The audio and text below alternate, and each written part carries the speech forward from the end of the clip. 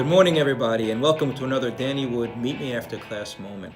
This morning we discussed upfront contracts, and while so often we get into the X's and O's and the techniques of the upfront contract, which we have in other videos, I'd like to share with you the psychology behind the sale and the underpinnings of the upfront contract and why it works so well.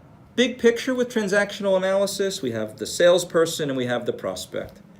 The salesperson, we have ego states. We both have ego states. We could be a very nurturing parent, or we could be a critical parent. Think back to your childhood. Think of some examples there where maybe there's a difference between the two. We may be have an adult ego state at the moment, where we're very objective and we're not emotional. We're able to see things clearly. And then we have the child ego state. The child ego state, as you probably well know, is very emotional.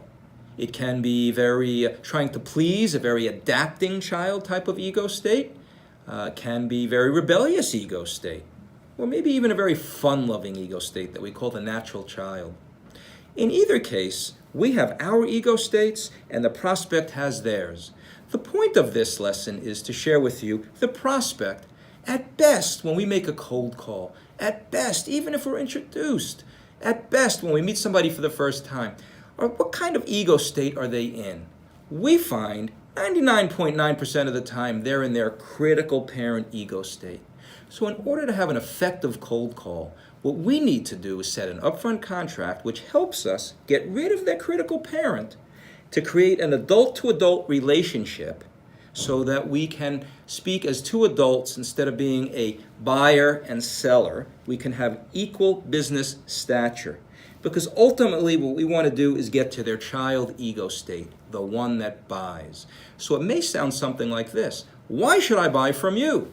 You might even see them put up their hands, cross their arms if you're in front of them. And they're being very critical.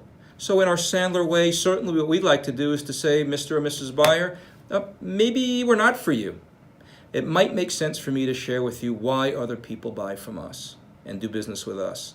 And certainly you'll share your 30-second commercial, get some pain, and say, but I don't know if this is something that even fits in your world. Is it?